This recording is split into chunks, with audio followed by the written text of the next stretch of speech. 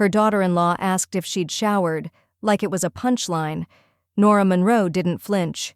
She stirred her tea and took a sip. By sunset, her bank accounts were locked, the locks were changed, and her silence was over. They'd mistaken her kindness for permission.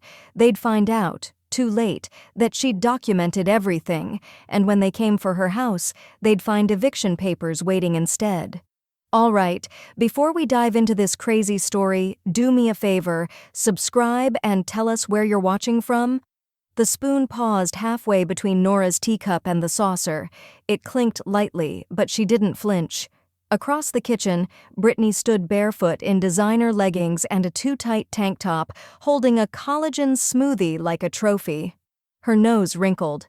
"Did you shower today?" she asked, as if Nora hadn't been sitting there for 15 full minutes. "No, good morning. No, how'd you sleep?"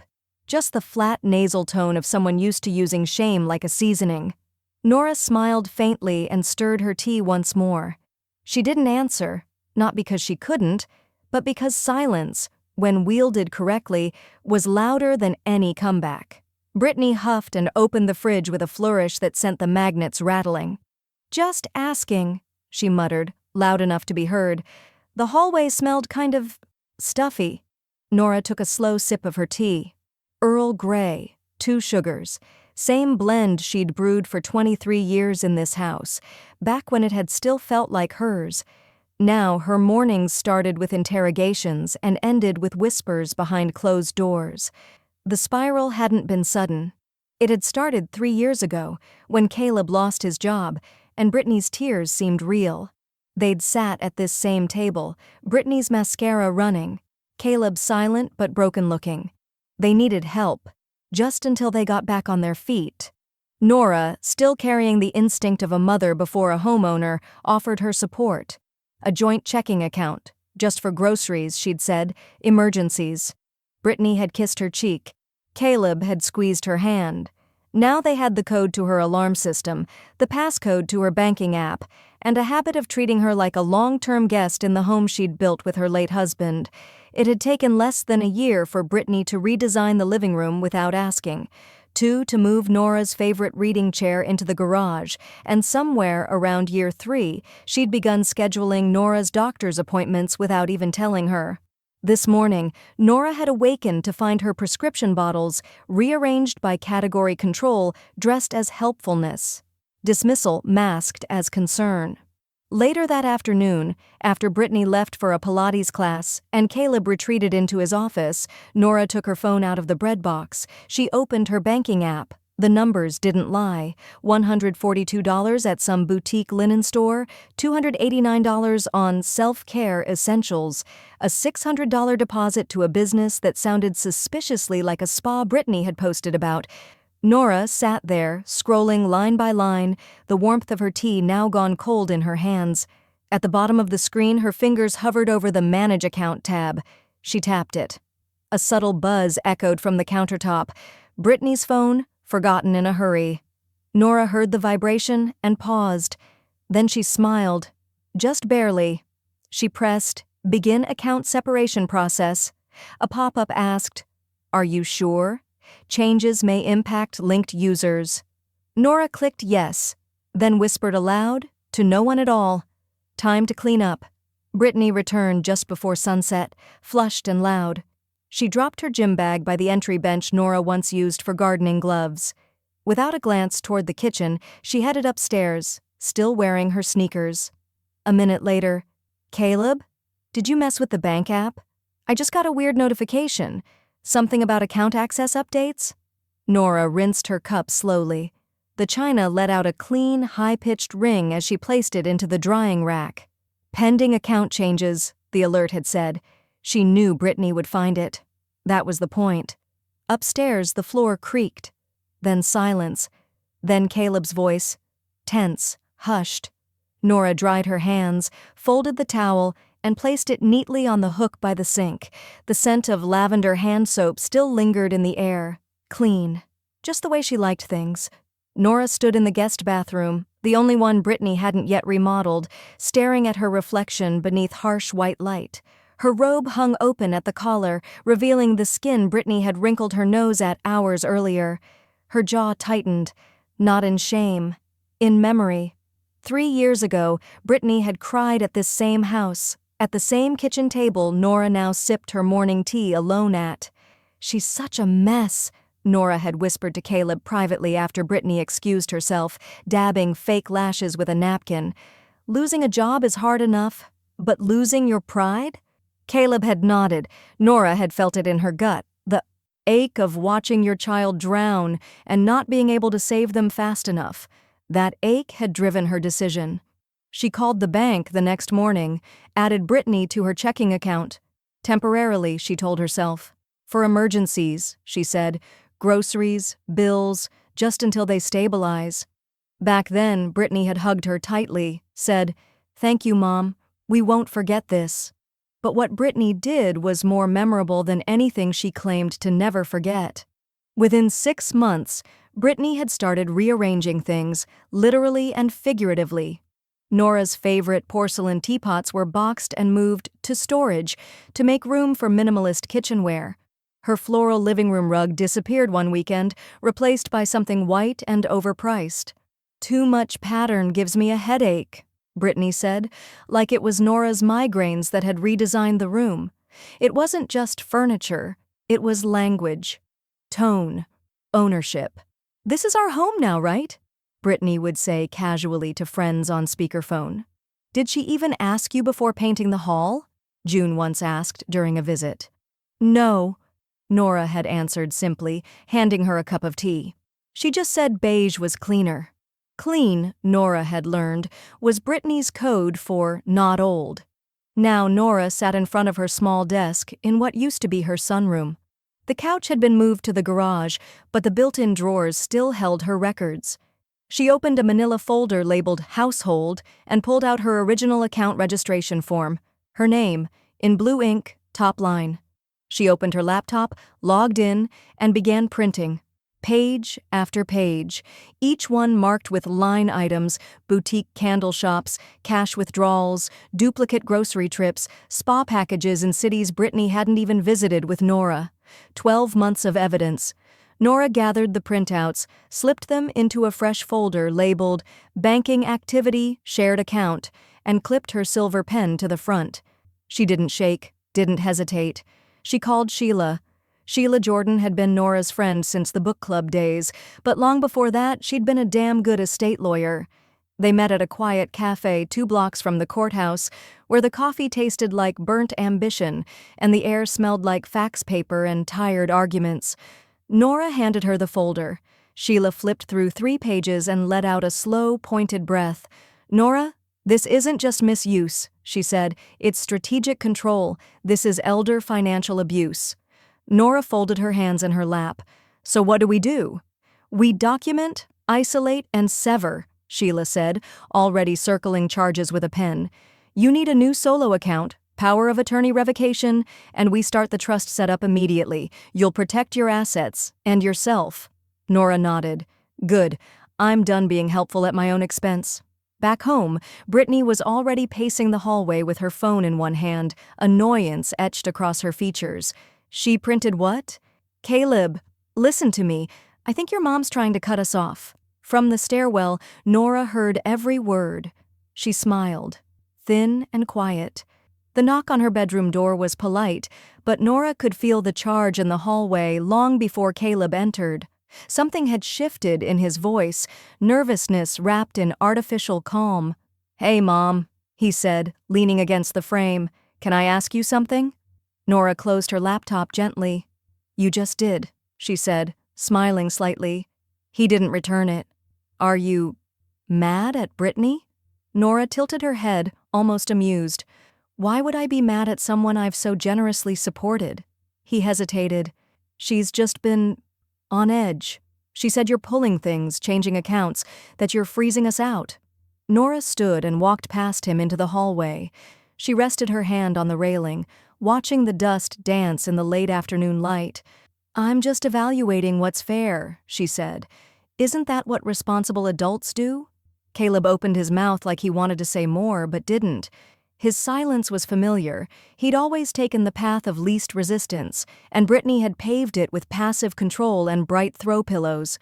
Later that evening, Nora stood in front of her computer again. She'd waited for the house to fall quiet, only the sound of the fridge humming and the faint echo of Brittany's podcast playing from the guest bathroom. She opened the bank tab. Her cursor hovered over the transfer button, from joint checking to newly created Nora E. Monroe Living Trust.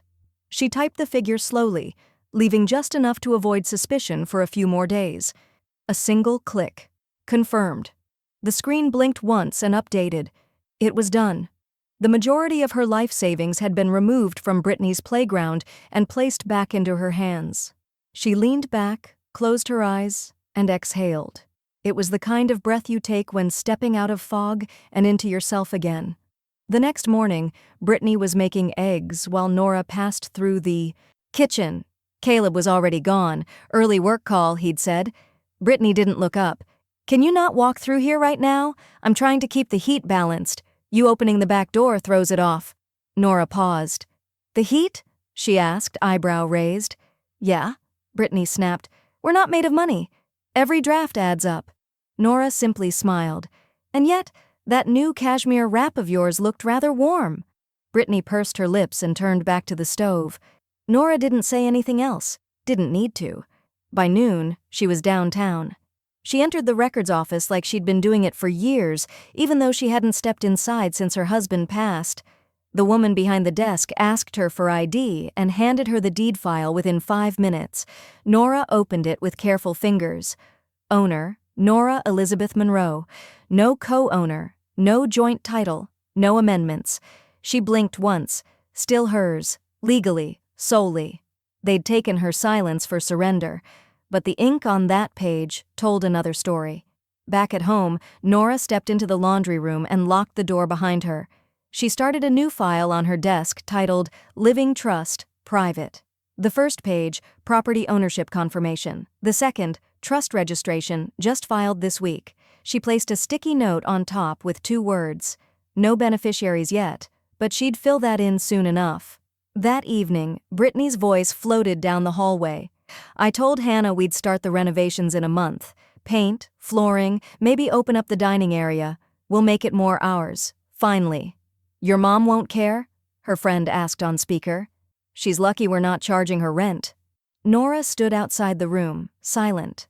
A moment later, she turned and walked down the hall. Opened her file cabinet. Added a folder labeled Recording Expenses, Renovation Claims. She wasn't just watching now, she was archiving. The next morning, a contractor in cargo pants knocked on the front door. "Hi," he said cheerfully. "I'm here to measure for the kitchen demo. Just need the co-owner's signature." Nora blinked slowly. "Co-owner?" "Yep. Says here it's a joint space now?" Nora smiled thinly. "Let's take a walk around the property," she said, stepping outside. She didn't invite him in. Not yet. The silence in the sunroom was deceiving. It felt peaceful, but Nora knew better now. Silence wasn't the absence of conflict. It was where control grew legs and learned to run unchecked. She opened the bottom drawer of her filing cabinet and pulled out a small accordion folder, its spine worn from years of grocery lists and birthday card stubs. Today, it would hold something else. Evidence. Not memories. Proof. She began with her email inbox. For months, Brittany had asked, "Do you mind if I put this on your card?" Just for now.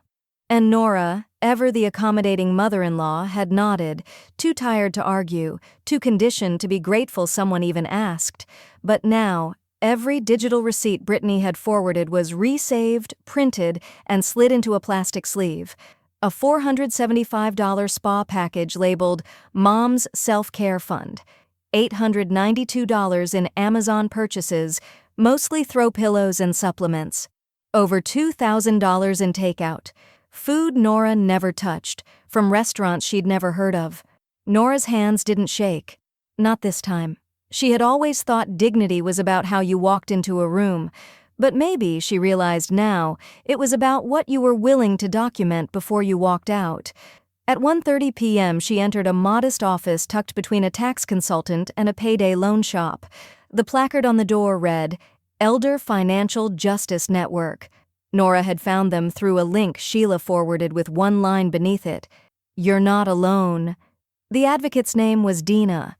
Mid-40s, sharp eyes, a voice like gravel soaked in compassion. Nora placed the file gently on the table between them. Dina flipped through it slowly, stopping every few pages. "You said this account was meant to help your son's family temporarily?" "Yes," Nora replied. "They moved in after Caleb lost his job. I added Brittany to the checking account, just to ease things." Dina held up a receipt for an $85 ceramic vase. She eased herself quite nicely. She tapped a few keys on her laptop. "Nora, I've seen some horror stories, but this is textbook coercive misappropriation. You have rights and remedies." Nora didn't cry. She didn't sigh. She only nodded once, very deliberately. "Good," she said, "because I'm not here for sympathy." By Thursday, Brittany had posted a story to Instagram. Nora only knew because June forwarded it to her with the caption, "You're about to love this." The photo was of Brittany standing in front of Nora's fireplace, hand on hip, captioned, "Renovation starts soon. Gutted this place down to the bones. Finally ours." Nora didn't comment. Instead, she called a private appraiser and scheduled a walkthrough for the following Monday.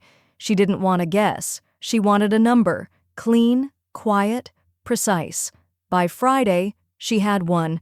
$782,000. No co-owners, no liens. Only one name on the paper, hers. The next step was utilities. Nora logged into every billing account, gas, electric, water, even the pest control subscription, and changed them all to the Monroe Living Trust. She updated the mailing address to her newly rented P.O. box and removed any saved backup cards. At 2:14 p.m., she clicked Submit for the last update. By 3:17, her phone buzzed. It was a text from Brittany. "Is the Wi-Fi out? My Sephora card just declined and I'm locked out of the gas app. What's going on?" Nora didn't reply. She slid her phone into a drawer, then opened a small lavender sachet and tucked it beneath her collar. The scent was calm, deliberate. She brewed herself tea. Mint, this time. Change had a taste, too. At dusk, she stepped onto the porch to check her mail. One envelope stood out, thick, legal weight stock, her name typed clean across the center. No return address. She opened it on the spot. Inside, an official notice from her retirement fund. Request for access, flagged and blocked. Someone had attempted to enter her account with outdated credentials. She already knew who. At 7:08 a.m., Nora arrived at the bank dressed in a soft gray wool coat and low-heeled shoes that clicked cleanly across the tile. The branch manager, a woman named Kristen with a polite smile and two short bangs, recognized her instantly. "Mrs. Monroe back again?" Kristen asked cheerfully. Nora placed the manila folder on the desk between them.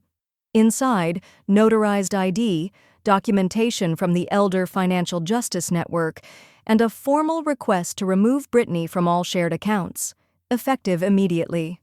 "I'd like to finalize the separation," Nora said. "Today." Kristen's smile faltered slightly, then nodded. "Of course." It took 45 minutes. When it was done, Nora signed the last form in steady penmanship and leaned back in the chair. "I'd also like to withdraw the remainder," she said. Kristen blinked. "From the joint?"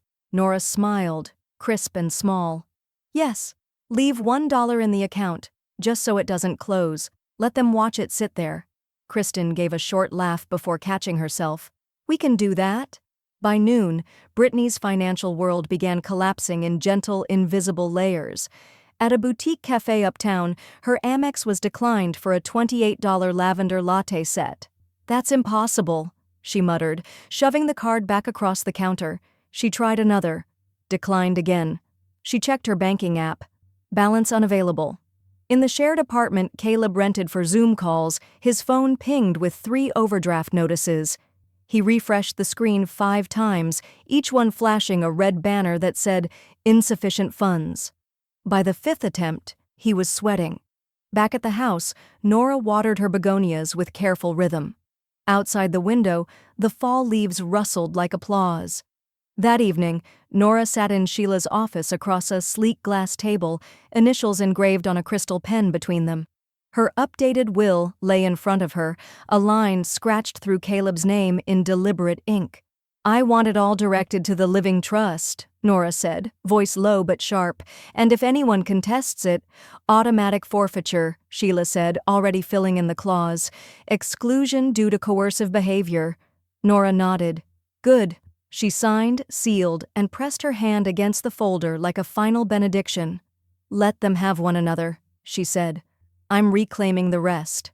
Back home, she poured herself a neat glass of pomegranate juice and walked to the upstairs landing, the only spot in the house where she could see the front door and kitchen at the same time. At 5:47 p.m., the screen door slammed. Brittany stormed in, high heels echoing like a warning. "Caleb!" she shrieked. "What the hell is going on? My Sephora account is frozen, and the bank says I'm not on the damn profile anymore." Caleb followed seconds later, looking wilted and cornered. I don't know. I thought Mom was just adjusting stuff." "Adjusting?" Brittany pulled out her phone and waved it in the air. "There's $1 in our checking account. $1? What is she doing?" Nora, standing just out of sight on the landing, clicked the recorder on her prepaid phone. Brittany's voice exploded through the air. "She's trying to ruin us." Nora smiled. Calm, calculating, and quiet. Not ruined, just revised. She stepped downstairs, slow and deliberate. Brittany froze at the sight of her. "Dinner's in the fridge," Nora said mildly, "and I hope you like leftovers." She walked past them, placed the phone gently in her cardigan pocket, and whispered to herself, "One more file for the folder." Upstairs, Nora added the audio to a hidden drive labeled Legal Sound Archive and slid it beneath her bed. Next to the paperwork, next to her freedom. She didn't need fireworks, she needed facts. And she was collecting them, one outburst at a time. The video started with a slamming door. Nora watched from her upstairs desk as Brittany's rage exploded on screen.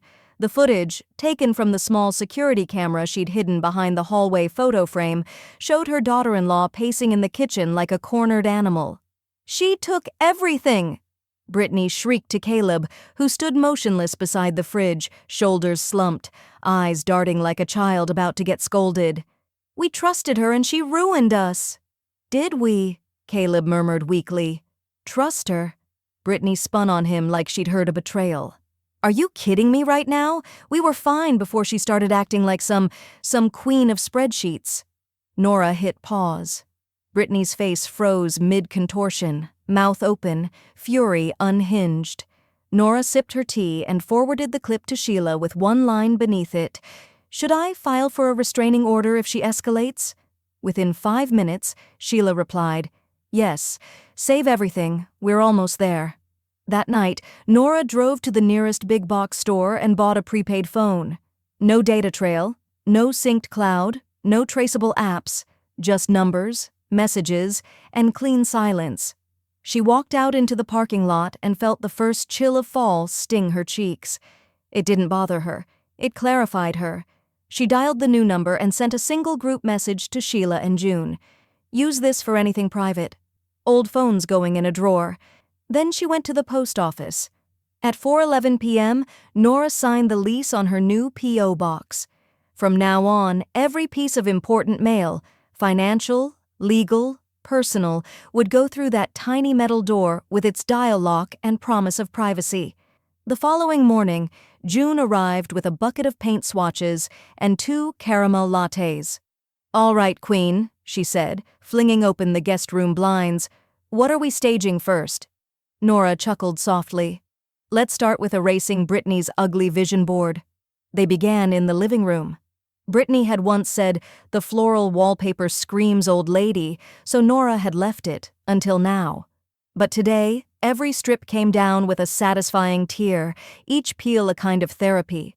"This house is going up for sale," Nora said, her voice measured, matter of fact. June blinked. "Are you sure?" Nora wiped a fleck of dust from her sleeve. "They treated it like a blank check and me like a placeholder. It's time to cash out." June raised her latte. "To emptying their delusions." That afternoon, with Brittany out running errands and Caleb gone on a work trip, Nora made her final quiet move. The locksmith arrived at exactly 3:30 p.m., right on schedule. "Change every lock," she instructed. "Front, back, side door, and garage. Keypad codes too." "Yes, ma'am," he said, doing a full digital upgrade. "They'll need more than a key to get in." Nora stood by the door as the locksmith worked, watching tiny brass cylinders fall into the old lock's tray like teeth coming loose from a jaw that no longer bit her. By the time he left, the house felt new. Not because of the locks, but because the tether had snapped. Not fear, not hesitation. Control. It started with a bang. Not thunder or gunshot, but the sharp, metallic clatter of Brittany's designer keychain hitting the locked front door. Nora stood at the upstairs window, half-shadowed behind the linen drapes, her tea cooling in her hand. She didn't blink. She just watched. Outside, Brittany jiggled the handle, then the key, then again, and again. "Open the damn door!" she hissed under her breath, glancing around to make sure no neighbors were watching. The moment she tried the key a fourth time and it gave nothing, Nora saw it, that flicker of panic in Brittany's eyes. It was exquisite. She sipped. Half an hour later, Caleb pulled into the driveway, still in his button-down from work, tie loose around his collar. Brittany rushed to his window before he could park fully.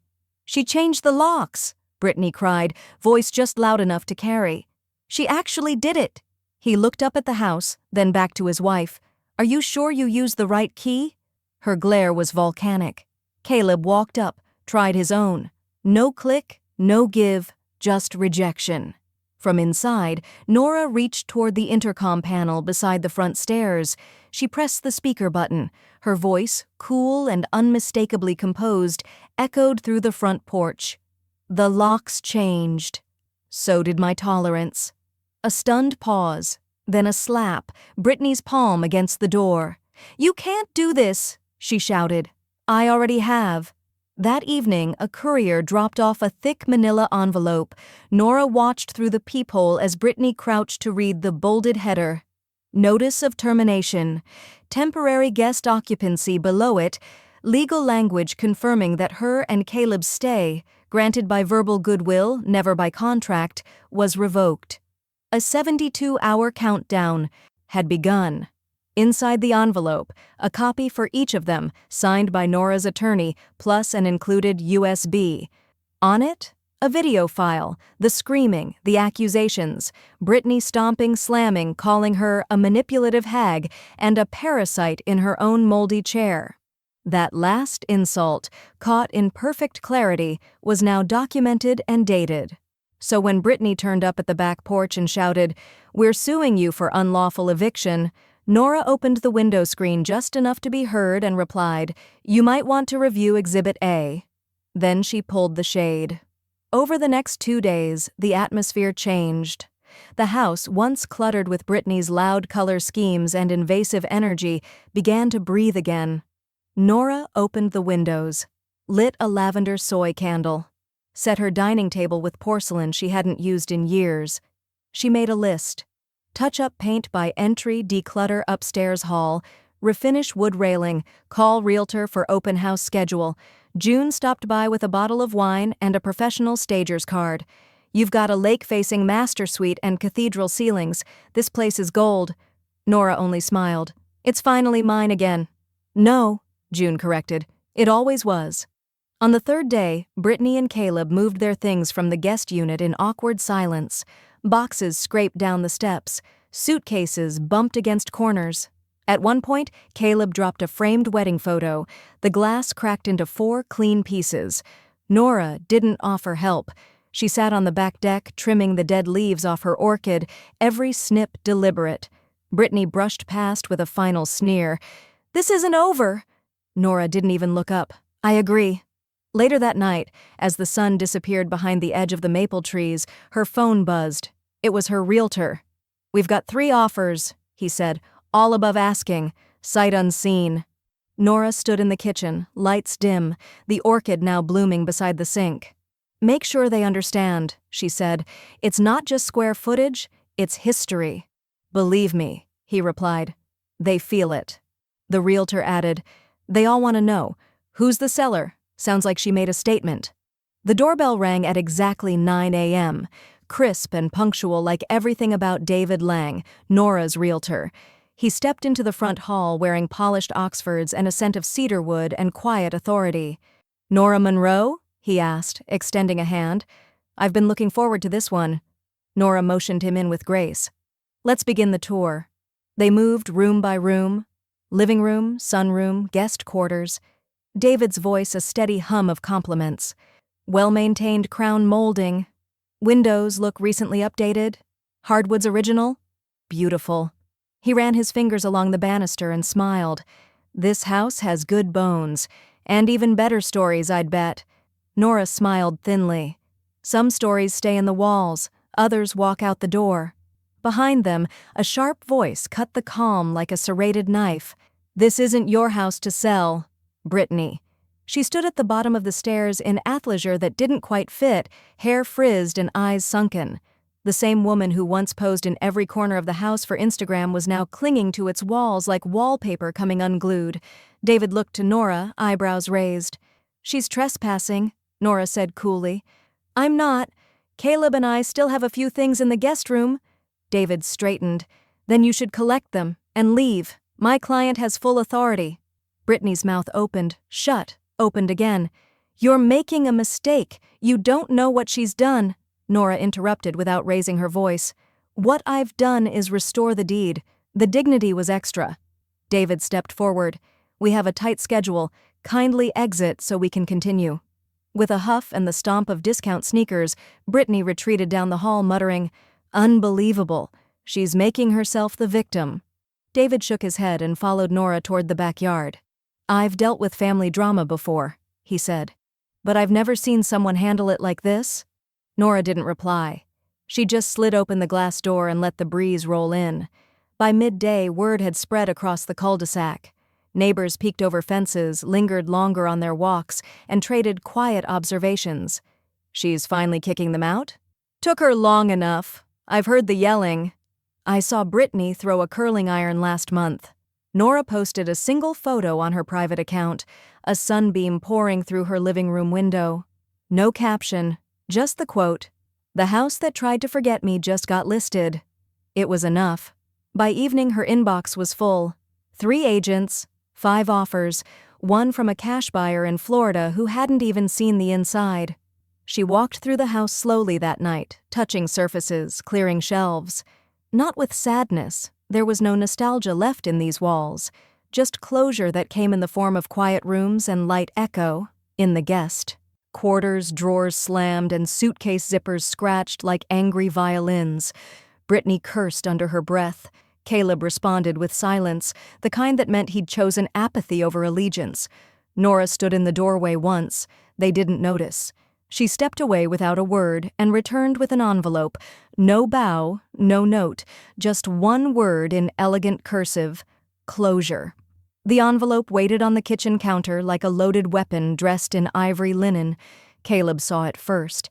He reached for it with the same hesitant fingers he used to open his mother's birthday cards, expecting sweetness, never suspecting the fuse inside. His name was scrawled across the front in Nora's handwriting. Clean, precise, undramatic. Brittany snatched it from his hand before he could open it. Inside were 3 neatly stacked papers, no cover letter, no explanation. The first, a notarized copy of their revoked guest occupancy terms, signed and dated, with language bolded in legal font. This document supersedes any informal arrangements. Eviction is final. The second, 5 pages of highlighted printouts, purchases made from Nora's bank account over the past year. Facial serums, designer handbags, Peloton shoes Brittany had claimed were gifts from a friend. The third, a single sticky note, centered on the page. No repayment needed, just silence. Brittany's jaw moved but made no sound. Caleb turned, slowly walking toward the hallway. The air in the kitchen was too thick to breathe in. An hour later, Nora sat in the same high-backed chair she'd once occupied during Sunday dinners with the family. Except now, the table was empty. The china packed. The only sound was the kettle clicking off behind her. She poured her tea, black, no sugar, and let the silence steep with it. Outside, Caleb hesitated on the porch, hovering like a ghost, still deciding whether to haunt or apologize. He raised his hand to knock, lowered it again, then tried the handle, found it locked, and finally called through the door. "Mom? Can we talk?" Nora stood slowly, walked to the door, and opened it halfway. He looked older in the threshold light, like time had started keeping score again. He opened his mouth. She closed the door. By dusk, the house had dimmed around her. It was empty, stripped of sound and guilt. Nora sat on the sofa with her phone on the coffee table, the tea now cold beside her. The screen lit up. David Lang, realtor calling. She answered without a word. "All done," he said cheerfully. "Buyer signed. Full cash offer.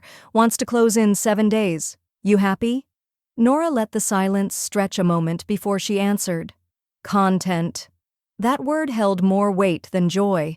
It was earned, not gifted. David chuckled. "That's the best kind of happy." Later, Nora logged into her new banking app under the trust account bearing her maiden name, Nora Bell Langston. She initiated a $50,000 transfer to Haven House Women's Shelter with a short note in the memo field. "For the ones rebuilding, quietly." She didn't wait for confirmation, she just closed the screen and turned off the lamp. That night, for the first time in 2 years, she double-locked the door, not from fear, but from finality. She left no hallway lights on, no nightlight flickering at the corner socket, just darkness, pure and chosen.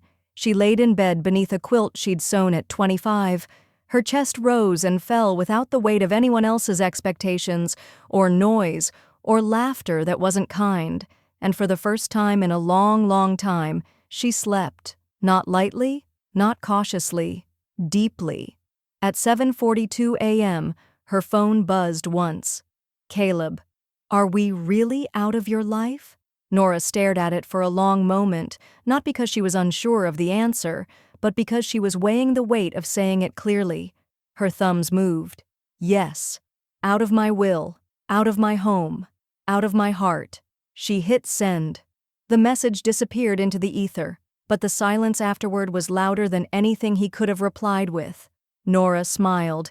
She didn't owe anyone a softer goodbye. That afternoon, she sat in a quiet law office smelling faintly of citrus cleaner and new paper. A ceramic owl on the bookshelf watched her like a witness as Sheila, her longtime friend and attorney, read the final version of the revised will aloud. Clause 14, all real property, investments, and remaining assets are to be donated in full to the Oak Haven Foundation, nonprofit beneficiary, to assist displaced elderly women with transitional housing. Nora nodded, calm as stone. "Add one more line." Sheila raised a brow. "Which is? Anyone who attempts to contest this document forfeits all claims, present or future." Sheila smiled and tapped her keyboard. "You want it ironclad? Now it is." Nora signed with a pen that felt heavier than it looked. Her name glided onto the page like she was reclaiming it. Again. Back at home, Nora sat at her desk and opened her laptop. She navigated to a small podcast she'd been tipped off to by June, a series on financial autonomy in retirement. She sent a short message through the contact form. "I have a story about a woman who paid everyone's bills and was still treated like she was a burden, until she wasn't." She hit send, didn't expect much, but within 48 hours, a producer emailed back, then called, then asked for an interview. The episode dropped quietly, then exploded locally. Neighbors heard it. The yoga studio receptionist asked if she was that Nora. A stranger at the grocery store handed her a free coffee and whispered, "Thank you, I needed that." Even David, her realtor, texted her, "Didn't know you were famous. Let me know if you want an agent." Nora chuckled and replied, "Only selling peace now, not properties." A week later, she stood on a stage in a modest community center. Her cardigan was navy, her necklace simple. She wore her confidence like armor. "Elder financial abuse doesn't always look like theft," she told the room of mostly women, mostly gray-haired, mostly nodding. Sometimes it looks like silence, like control wrapped in politeness, like, "Are you sure you meant to click that?" And "You don't really need a lawyer, do you?" The crowd was silent. Some eyes glistened. She closed with, "Your name on the checkbook doesn't mean much if it's not respected. Reclaim your paper trail. Reclaim your power." A standing ovation followed. Outside, she exhaled as if it were her first real breath in months. The next day, she passed through a local boutique downtown, one of those trendy places with overpriced candles and recycled linen skirts. She turned a corner near the registers and saw her, Brittany, behind the counter, in a basic polo, folding scarves with mechanical fingers. Their eyes almost met. Almost. Brittany turned first, pretended to be organizing hair clips. Her posture curled in. Her hands trembled slightly. Nora said nothing. She picked up a hand cream, paid in cash, and walked out the door with her head high and a scent of lemongrass trailing behind her. Some closures didn't require confrontation, just distance. That evening, as Nora folded the last of her sweaters into a labeled box, "Keep New Life," the doorbell rang. It was David, smiling, holding a folder. He extended it to her with a bow. "Final closing documents. Your lakefront condo is officially yours." She opened the folder slowly, fingers brushing the raised seal. Her name shimmered on the title page. Nora Bell Langston, sole owner. She closed the folder, pressed it to her chest, and whispered, "No more splitting. No more waiting." The morning light streamed through clean windows, warm and golden, softening the edges of every corner it touched. Nora stood barefoot in the center of her new condo's living room, surrounded by neatly labeled boxes. No one asked what she was doing. No one hovered in the doorway offering unsolicited opinions. The silence wasn't empty. It was sacred. She moved slowly, almost reverently, unboxing her life with care. Each item had made the cut. A vintage green glass vase she'd inherited from her mother, her favorite floral tea towels, the hardcover journals she'd hidden from Caleb and Brittany out of quiet shame. Now they lined her new bookshelf like trophies of endurance. Outside her window, the lake sparkled with late morning light. It was still and deep, like her. Her balcony faced west. She would watch the sunset every night without someone muttering about electricity bills or old people rituals. Her first knock came at 2:15 p.m., a woman in her 60s with kind eyes and a plate of lemon shortbread. "Hi, I'm Marie from across the hall," she said. "You don't have to eat these right away, but you do have to eat them." Nora laughed, genuinely. "That's the best contract I've ever signed." Marie asked no questions about her family, didn't assume she was anyone's dependent, just offered cookies and kindness. It was jarring in the best way. Later that afternoon, Nora stood in the hallway with a hammer, a level, and a single item in her hands. The deed, framed in rosewood with clean white matting. She centered it on the wall outside her bedroom, not for guests, for herself. It was the first thing she wanted to see every morning, and the last before bed. Not a painting, not a photograph. Her name, alone, on something no one could take. The writing group met every Thursday at 6 p.m. in the Lakeside Community Room. It was mostly women her age and older, some writing memoirs, others fiction. One woman in her 80s working on a crime novel about a poisoned bridge club. Nora didn't share anything the first week, just listened. But when someone read a piece about becoming invisible, she finally raised her hand. "Sometimes invisibility isn't what they do to us," she said. "Sometimes it's what we reclaim while they aren't looking." The room went still, and then someone clapped. She hadn't meant for applause, but it felt good anyway. She bought a new coat, wool, crimson, lined in, satin, then a silk scarf, and a pair of leather flats. No one told her they were too expensive. No one rolled their eyes or made jokes about using Nana's cardigan. She wore them to brunch with June the following Sunday. They sat on Nora's new balcony, drinking wine and eating baked French toast she'd made from scratch. June raised her glass. To the woman who never needed to raise her voice, just her standards. Nora tapped her glass against June's. "And to consequences." the kind that come in bank transfers, real estate deeds, and prepaid phones. They laughed until their sides ached. When the laughter faded, Nora leaned in, lowered her voice just enough to brush the edges of a confession. "I didn't shower for her," she said. June blinked. "What?" Nora smiled. "I showered her with consequences." 2 days later, she walked to the communal mailboxes in the lobby, humming something low and wordless. It was quiet, just the soft echo of her footsteps against polished tile. She opened her box and saw it immediately. A card. Heavy cream stock. No return address. Just her name in looping, familiar handwriting. She turned it over slowly. No postage. Hand-delivered. She felt a chill creep up her neck despite the warm day. She didn't open it there. She slid it between her fingers like a sealed memory and carried it upstairs, placing it gently on her dining table.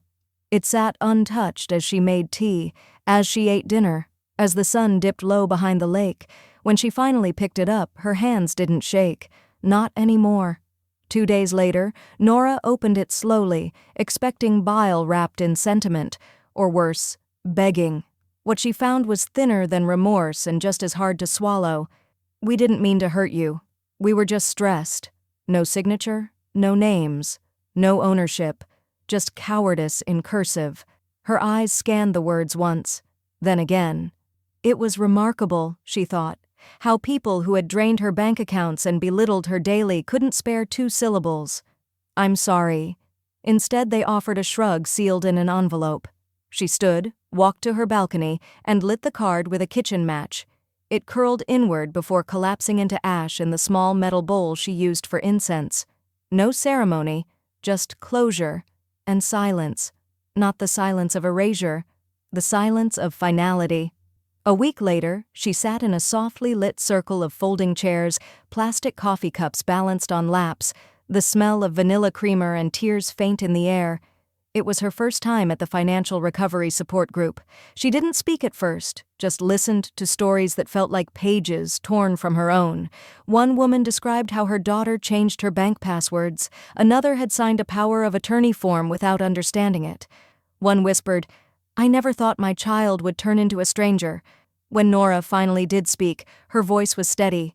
"I gave them everything, so much, they forgot it was mine to give." The room quieted. "I didn't want revenge. I wanted air, and the only way to breathe again was to start shutting doors." There were tears, claps, and something else, respect. After the meeting, a woman named Elaine approached her, early 60s, sharp gray bob, nervous eyes. "Do you know someone who could help me set up a trust?" she asked, almost embarrassed. Nora smiled. "I do. Her name's Sheila. She changed my life." She pulled a card from her purse and pressed it into Elaine's hand. That night, Nora didn't just sleep well, she slept proud. 2 days later, the podcast team emailed again. They'd received letters, emails, voicemails, handwritten notes, thanking them for her episode. One listener even credited Nora's words for stopping a family member from co-signing on a predatory reverse mortgage. They wanted her back, but this time, in person, a recorded interview, on camera. "Your story deserves a face," the producer wrote. For a moment, Nora hesitated. Then she looked at her reflection in the hallway mirror, the one beside the framed deed. Her face was not a victim's. It was a lesson in survival. She wrote back, "I'll be there. Schedule it." The week leading up to the recording, she prepared carefully, not for show, but for substance. She wrote a title at the top of her notepad and circled it twice. "The Day I Got My Name Back." Every page that followed was a shard of truth. The way Brittany had spoken to her like a rotting chair leg, the humiliating heat jokes, the red notification lights blinking on her bank app at midnight, the kindness she'd poured in only to be told she was a burden, and the way it had all changed with a notary, a lawyer, a change of locks, and a flame. She included the small details, like the lavender lotion Brittany had once mocked, which now scented every drawer of her condo. Like the new wardrobe she bought not to impress anyone, but to remind herself she existed outside someone else's budget. On the day before the podcast taping, she stood on her balcony, speech pages, fluttering gently in the wind. She didn't rehearse out loud. She didn't need to. She lived every word already. Nora stood in the wings of the auditorium, her palms dry but pulsing, not from nerves, from clarity. The woman before her was wrapping up a legal panel on financial literacy for late-life independence. She gestured toward the side of the stage. And now, I'd like to introduce someone whose story moved us all, from listener to leader. The spotlight swung slowly toward center stage. Nora stepped into it. She wore a midnight blue blazer, silver pin on the lapel, her posture upright and sure. A hush fell across the crowd, mostly women, mostly older, a few holding notepads or clutching tissues from earlier talks. Nora approached the podium and placed a printed speech on the stand. But she didn't look down. She looked up, directly at them. "My name is Nora," she began, "and I didn't lose my money to strangers. I nearly lost it to the people who once said they loved me." A ripple of stillness. They didn't break in. They moved in, with charm, excuses, shared bank accounts, and quiet entitlement. And I let them. She paused. Until I didn't. Applause crackled in the corners of the room, soft at first, but rising. She continued, voice steady, sharp. "I was told I was old, in the way, a burden on their bills. And yet, those bills came from a card with my name on it, a home with my name on the deed, a trust I paid into while being told to take shorter showers." A soft laugh broke the tension, more sympathetic than amused. Nora's gaze sharpened. "I'm not retired, I'm restored, and I will never apologize for protecting what I built." The standing ovation wasn't loud, it was long. The kind that comes from people rising slowly, not to clap for a person, but for what they now believe is possible. Afterward, a small line formed at a folding table in the lobby. Nora sat with a stack of glossy handbooks titled Grand Rights, Estate Protection, and You. She wasn't an author, not really, but she had co-written the foreword. She had lived every example in Chapter 3. She had edited Section 5 to include a sample clause.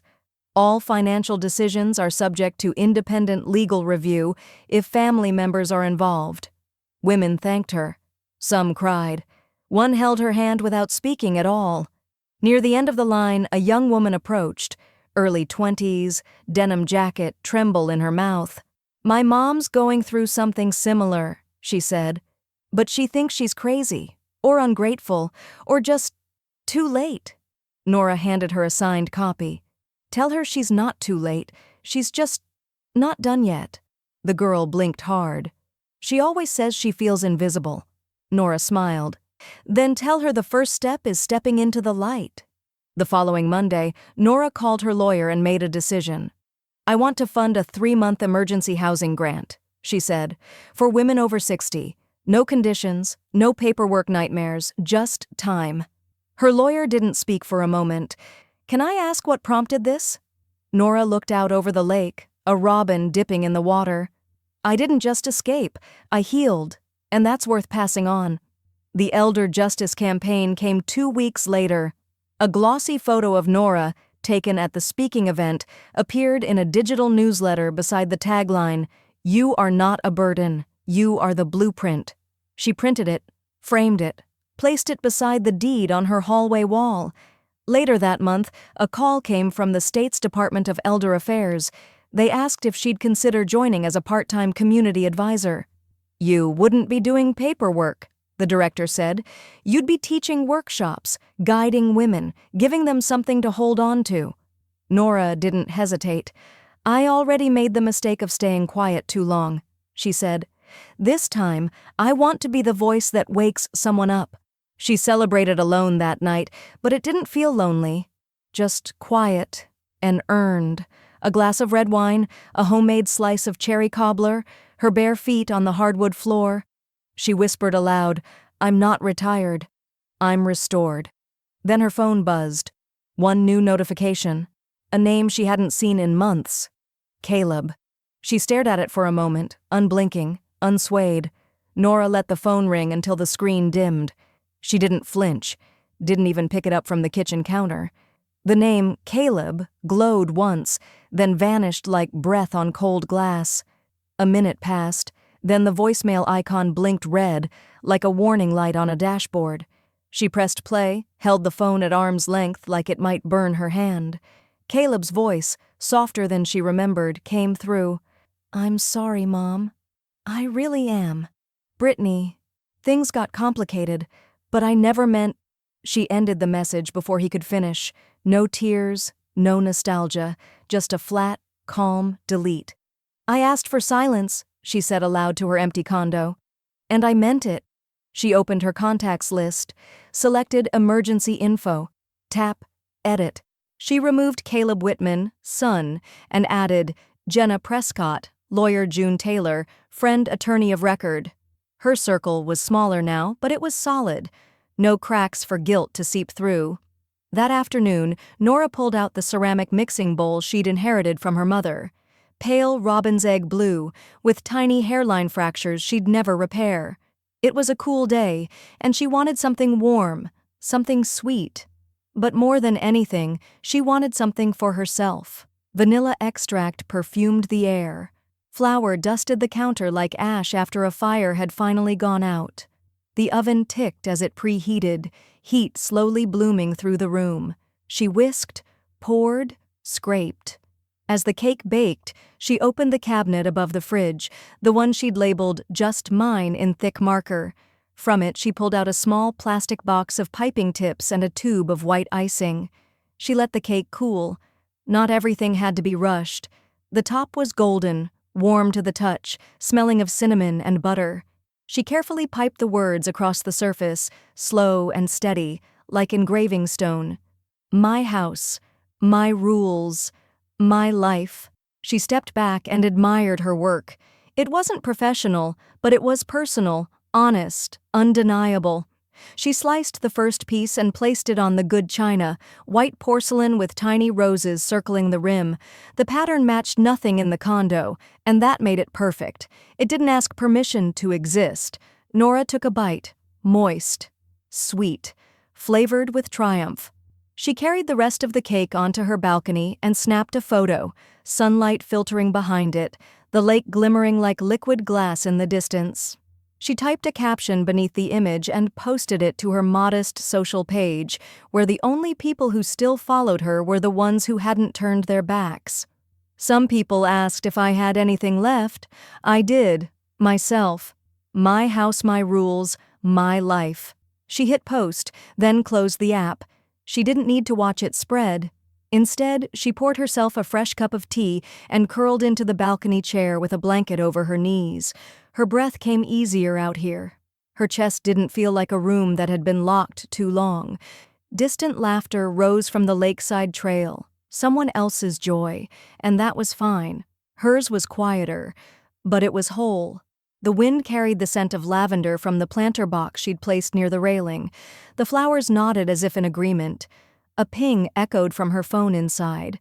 Then another, then 5. Nora walked inside and opened her inbox. Subject, "Thank you." The next one, "Your story gave me the courage." Then, "You're the reason I called my lawyer." They came from strangers, women from Nebraska, California, Ohio. Some used only initials, some shared paragraphs. One had attached a photo of her mother, smiling in front of a brick house she'd reclaimed. Nora stood very still, hands trembling just slightly, not with pain, but with something close to awe. She didn't know these women, but somehow they knew her. The real her. The her who had stood quietly at first, then firmly, who had blocked her own son, and finally, unblocked herself. The gravel crunched beneath Nora's sneakers with every step, steady as a metronome keeping time with her breath. The lake shimmered ahead, its glassy surface reflecting a morning so quiet it felt rehearsed. Dew clung to the tall grass edging the trail, the air cool against her cheek. She walked with nothing in her hands, no purse, no phone. Just her. Behind her, a laugh broke the stillness. It was high-pitched, familiar. For a split second, her body froze. Brittany? She didn't turn around. Nora's pace didn't falter. That voice, once a daily interruption, was now no more meaningful than wind rustling through cattails. She let it float away behind her, just background noise to a morning she claimed fully as her own. She reached the bench near the water's curve, the one she'd mentally bookmarked months ago when she first drove by this trail, dreaming of a future she wasn't sure she'd ever have the guts to seize. She sat slowly, her knees creaking with age and consequence. The bench was smooth, sun-warmed. From her jacket pocket she pulled out her leather-bound journal. Soft and scuffed at the edges, it was worn by words that had stitched her back together. She opened to the last page. Her pen hovered in the air for a moment, as if the truth needed her hand's permission to land. Then she wrote, "They asked if I'd showered. I did. Indignity." She paused.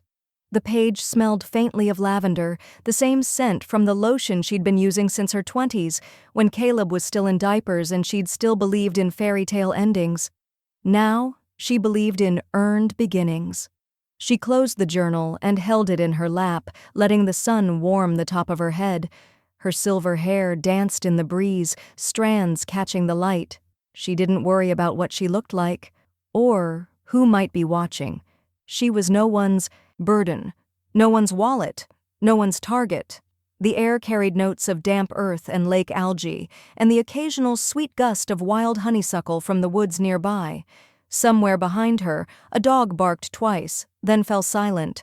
A squirrel darted across the trail, tail high like a banner of victory. Nora slipped on her sunglasses, black and wide like shields. Her reflection in the lenses was faint, distorted, but it was hers, fully, finally. And behind those dark lenses, her eyes closed for one long, private second, not to escape, but to acknowledge the battles, the choices, the cuts that came not from strangers, but from blood and vows. She had cleaned accounts, cut access, withdrawn more than money. She had withdrawn her tolerance, her silence, her presence from those who misused it. Some women her age felt erased. Nora had rewritten the ending. She stood and slid her journal back into her coat pocket. As she did, her hand grazed something unexpected, thin paper. She pulled it out. It was a folded flyer from the women's shelter, one she'd donated to under her maiden name. She'd picked it up again during her last advisory meeting. On the front was a photo of a small yellow house, windows flung open, white curtains blowing in freedom. Across the top, "Every woman deserves a door she owns and a lock she controls." Nora smiled. She whispered aloud, "Amen." The sun was higher now, casting a long shadow behind her as she stepped back onto the trail. But the shadow didn't follow her. It stretched away, lengthening backward, like a past she no longer owed anything to. She took her time walking, not because she was tired, because there was no need to rush peace.